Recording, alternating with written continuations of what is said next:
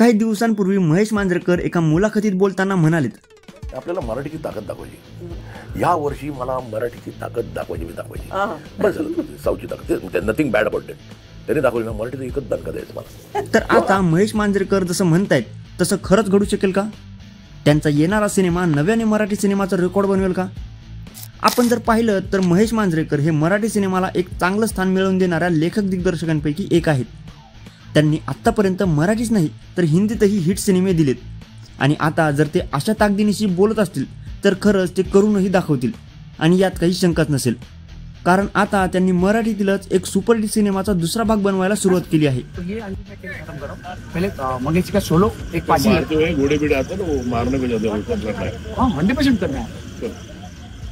ज्याचं नाव आहे पुन्हा शिवाजीराजे भोसले. असं बोललं जातंय की हा सिनेमा 2009 साली आलेल्या मी शिवाजीराजे भोसले बोलतोय या सिनेमाचा दुसरा भाग असणार आहे.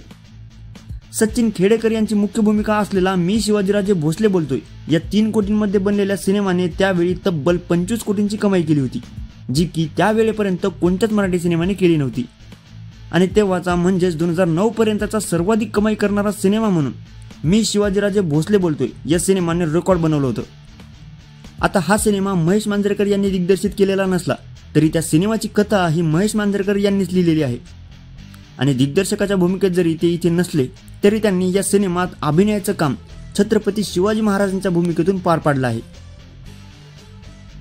तर मी शिवाजीराजे भोसले बोलतोय या सिनेमासारखंच यश पुन्हा शिवाजीराजे भोसले या सिनेमालाही मिळो अशी आशा ठेवूयात. आता थोडक्यात पुन्हा शिवाजीराजे भोसले या येणाऱ्या सिनेमाबद्दल जाणून घेऊयात. तर या महाराष्ट्र दिनी म्हणजेच 1 मेला दिग्दर्शक महेश मांजरेकर यांनी पुन्हा शिवाजीराजे भोसले या सिनेमाचं पोस्टर शेअर करत ही बातमी सर्व चाहत्यांना दिली होती.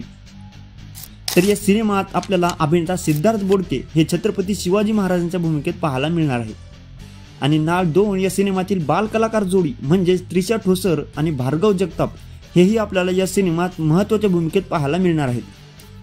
यासोबतच अभिनेते सयाजी शिंदे, मंगेश देसाई, सिद्धार्थ जाधव आणि पृथ्वी प्रताप हेही कलाकार आपल्याला या सिनेमात पाहायला मिळणार आहेत.